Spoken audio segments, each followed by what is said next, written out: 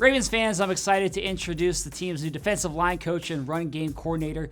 You know him well, most likely. It's Anthony Weaver. He was a former second-round pick here back in 2002. Anthony, congratulations on being back here. Does this feel like a homecoming to you? Oh, absolutely, man. Absolutely. There's obviously so much familiarity, and you see a lot of the same faces that were here from when I played, so it's been awesome, man. Just awesome.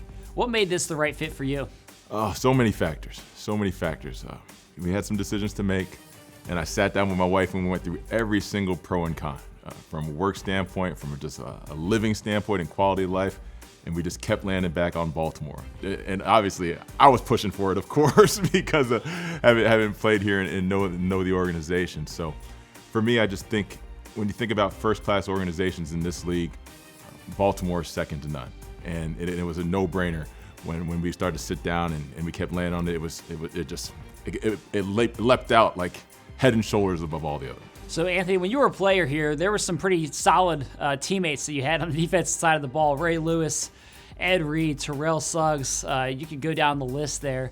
How much did you learn from playing alongside those guys? Oh, every day. I think when you're talking about guys who now are Hall of Famers, you can't help but be a sponge around them and gain as much knowledge as you can. And I think the thing that stands out to me about the majority of those guys is just the work ethic they had. There was a certain sense of responsibility you felt as soon as you walked into the building.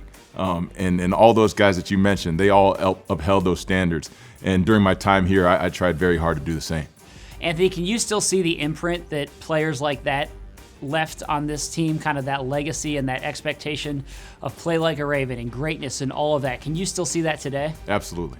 And I think the guys that Wink has trotted out there and Coach Hewitt, the way that they play embodies all of those things. And you just see it. You just know when you walk in here, there's a certain standard, and it's your job not only to live up to that standard, but do everything in your ability to try to raise the bar.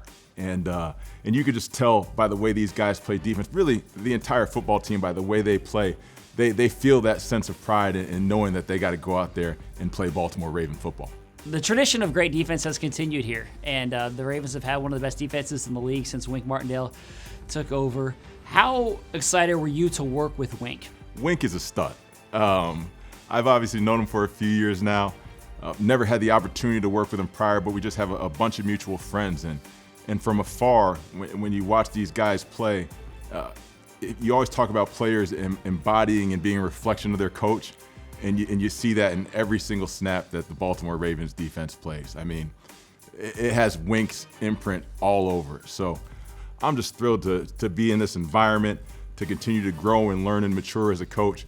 But I think Wink is a stud, and when he gets an opportunity to be a head coach, God, that's going to be fun to watch too.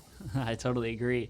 When you look at this, I know you've been looking at tape over the course of the past few weeks. What are your early impressions of this group that you're going to be coaching up this year? Studs. You talk about Brandon Williams, Calais Campbell. These are all players that, from the outside looking in, I always had a tremendous amount of respect for. They love the game, and you see it in every single snap they play. So we have a bunch of studs on defense, man, and I'm excited to be around them, and I'm going to do everything I can to not try to change anything, because what we do works, and just try to enhance it in any way I can. A phrase, an attitude, a mentality around here for a long time has been stop the run. I mean, that's something that pretty much every team says, but the Ravens really embody that. It's a clear point of emphasis. How would you describe that as a point of emphasis for you? Obviously, you're the run game coordinator here on the defensive side of the ball, so how critical is that? It's everything. In this game of football, you hear coaches talk a lot about toughness. And to me, the toughness of a football team is measured by, one, your ability to run the ball on offense, and then your ability to stop the run on defense. So when you think about toughness in football teams, the first team that should come to your mind in the National Football League is the Baltimore Ravens. So we are determined and impassioned to go out there and make teams one-dimensional and be tough and physical at the line of scrimmage, get those guys on a second level swarming and knocking people down, because you want to make the team one-dimensional and know that you're not going to come here and push us around and try to bully us. We're the bullies. You better put the ball in the air. You've coached some great players in your career. Obviously, J.J. Watt. You also coached Jadeveon Clowney. What did you take away from the experiences with those guys? Each one of those guys, whether it was Jadeveon or J.J. or D.J. Reader or Mario Williams, Kyle Williams, they all made me a better coach. That's what I can tell you for a fact. But they all just had a tremendous amount of pride in their craft. They put the work in. They practiced the way they were supposed to and knew they had to in order to go out there and maximize their God-given abilities. And that's why they had the success they've had. So I was happy to be able to push them and nurture them in any way I can, and just help, again, enhance their careers and try to make them better football players and better people as well.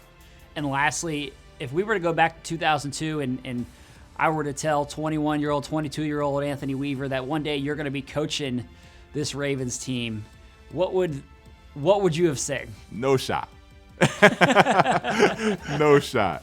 I've always loved the game, and that's something that obviously I'll never get out of my blood. But I knew the work that was involved in getting us to Sunday.